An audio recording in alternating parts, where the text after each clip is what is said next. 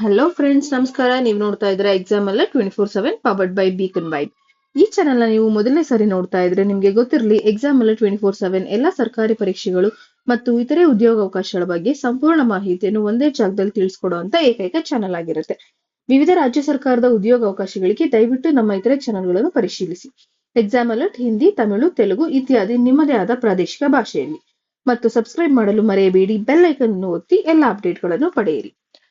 So ಇವತ್ತಿನ job notification ಬಂದು national museum ಅವ್ರ ಕಡೆಯಿಂದ ರಿಲೀಸ್ ಮಾಡಿರೋದು. ಸೊ ಪೋಸ್ಟ್ ನೇಮ್ ಬಂದು ಕ್ಯೂರೇಟರ್ ಅಂತ ಹೇಳಿದ್ರೆ ಕಾರ್ಯನಿರ್ವಾಹಕ ಅಥವಾ ಮ್ಯಾನೇಜರ್ ತರ ಇರುತ್ತೆ. So department anthropology. ಓಕೆನಾ. ಲಾಸ್ಟ್ ಡೇಟ್ ಅಪ್ಲೈ ಮಾಡೋದಕ್ಕೆ 15th of June ಆಗಿರುತ್ತೆ. ಸೊ ಸಂಪೂರ್ಣವಾದ ಮಾಹಿತಿನ ತಿಳ್ಕೊಳ್ತಾ ಹೋಗೋಣ. ಸೊ ಆಗ್ಲೇ ಹೇಳ್ದಂಗೆ ಪೋಸ್ಟ್ ನೇಮ್ ಬಂದು ಕ್ಯೂರೇಟರ್ ಆಗಿರುತ್ತೆ. ಸ್ಯಾಲ್ರಿ 67,000 ಇಂದ 2 lakh ತನಕನೂ ಇರುತ್ತೆ. ಲಾಸ್ಟ್ ಡೇಟ್ ಅಪ್ಲೈ ಮಾಡೋದಕ್ಕೆ ವಿತಿನ್ 60 days. ಓಕೆನಾ. ವಿತಿನ್ 60 days ಅಷ್ಟರಲ್ಲಿ ಅಪ್ಲಿಕೇಶನ್ ಫಾರ್ಮ್ ನ ಕೊಟ್ಟಿರುವಂತ ಈ ಅಡ್ರೆಸ್ಗೆ ಕಳಿಸ್ಕೊಡ್ಬೇಕಾಗುತ್ತೆ. ಈ ಅಡ್ರೆಸ್ ಕೊಟ್ಟಿದ್ದಾರೆ, ಅಡ್ಮಿನಿಸ್ಟ್ರೇಟಿವ್ ಆಫೀಸ್, ನ್ಯಾಷನಲ್ ಮ್ಯೂಸಿಯಂ. ಓಕೆನಾ. ಸೊ ಇಲ್ಲಿಗೆ ನಿಮ್ಮ ಅಪ್ಲಿಕೇಶನ್ ಕಳಿಸ್ಕೊಡ್ಬೇಕಾಗತ್ತೆ. ಅಂಡ್ ಮ್ಯಾಕ್ಸಿಮಮ್ ಏಜ್ ಲಿಮಿಟ್ ಬಂದು 56 years ಆಗಿರುತ್ತೆ. ನೆಕ್ಸ್ಟ್ ಇಂಪಾರ್ಟೆಂಟ್ ಮಾಹಿತಿ ತಿಳ್ಕೊಳ್ತಾ ಹೋಗೋಣ. ಸೊ ಪೋಸ್ಟ್ ನೇಮ್ ಅವಾಗಲೇ ಹೇಳ್ದಂಗೆ ಕ್ಯೂರೇಟರ್ ಆಗಿರುತ್ತೆ. ನಂಬರ್ ಆಫ್ ಪೋಸ್ಟ್ ಅವೈಲೇಬಲ್ ಇರೋದು 1 ಪೋಸ್ಟ್ ಅವೈಲೇಬಲ್ ಇದೆ. ಪೇ ಸ್ಕೇಲ್ ನೋಡೋದಾದ್ರೆ 67 to 2 lakh ಇರುತ್ತೆ. ಕ್ಲಾಸಿಫಿಕೇಶನ್ ಬಂದು group A gazetted non minister category ಬರುತ್ತೆ. ಓಕೆನಾ. ಸೊ ಡ್ಯೂಟೀಸ್ ಏನಪ್ಪಾ ಅಂತ ಹೇಳಿದ್ರೆ ಸ್ಕಾಲರ್ಲಿ ಸ್ಟಡಿ ಮತ್ತೆ ಕ್ಯಾಟಲಾಗಿಂಗ್ ರಿಸರ್ಚ್. ಸೊ ಇದೆಲ್ಲ ನಿಮ್ಮ ತಗೊಳ್ಬೇಕಾಗಿರೋದಂತ ಜವಾಬ್ದಾರಿ ಆಗಿರುತ್ತೆ. ಓಕೆನಾ. Next method of recruitment. Deputation ಇರುತ್ತೆ, ಅಂದ್ರೆ ಸೀನಿಯರ್ಸ್ ಇರ್ತಾರೆ, ಅದರಿಂದ ಸೆಲೆಕ್ಷನ್ ನಡೆಯುತ್ತೆ. ಸೊ ಡೆಪ್ಯುಟೇಷನ್ ವೈಸ್ ಸೆಲೆಕ್ಟ್ ಮಾಡ್ಕೊಳ್ತಾರೆ. ಓಕೆ. ಎಜುಕೇಶನ್ ಕ್ವಾಲಿಫಿಕೇಶನ್ ನೋಡಿದ್ರೆ ಮಾಸ್ಟರ್ ಡಿಗ್ರಿ ಆಗಿರ್ಬೇಕಾಗುತ್ತೆ.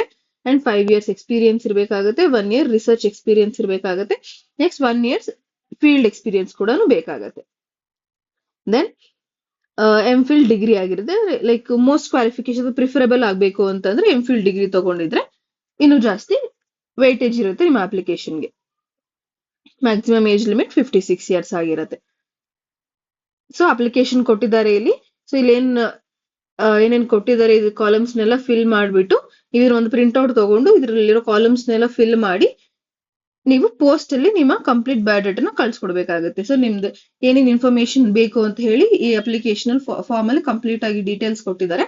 ಈ ಅಪ್ಲಿಕೇಶನ್ ಫಾರ್ಮ್ ನ ನೀವು ಒಂದು ಪ್ರಿಂಟ್ಔಟ್ ತಗೊಂಡು ಡೀಟೇಲ್ಸ್ ಎಲ್ಲ ಫಿಲ್ ಮಾಡಿಬಿಟ್ಟು ಕೊಟ್ಟಿರುವಂತ ಅಡ್ರೆಸ್ಗೆ ನೀವು ನಿಮ್ಮ ಅಪ್ಲಿಕೇಶನ್ ಸೆಂಡ್ ಮಾಡಬೇಕಾಗುತ್ತೆ ವಿತಿನ್ 60 days. ಓಕೆನಾ. ಅದು ಲಾಸ್ಟ್ ಡೇಟ್ ಹೇಳದ್ನಲ್ಲ, June 15th ಒಳಗಡೆ ನೀವು ಅಪ್ಲೈ ಮಾಡ್ಕೊಡ್ಬೇಕಾಗತ್ತೆ. ಓಕೆ. ನಿಮ್ಮ ಸಿಗ್ನೇಚರು ಸೈನು ಎಲ್ಲ ಹಾಕ್ಬಿಟ್ಟು ಕಳ್ಸಿಕೊಡ್ಬೇಕಾಗತ್ತೆ. ಮಾಹಿತಿ ಇಷ್ಟ ಆಗಿದೆ ಅಂತ ಹೇಳಿ ಭಾವಿಸ್ತೀನಿ. ಏನಾದ್ರೂ ಡೌಟ್ಸ್ ಅಥವಾ ಕಮೆಂಟ್ಸ್ ಇದ್ರೆ ನೀವು ಖಂಡಿತವಾಗ್ಲೂ ಕಮೆಂಟ್ ಬಾಕ್ಸ್ ಅಲ್ಲಿ ತಿಳಿಸ್ಕೊಡ್ಬೋದು.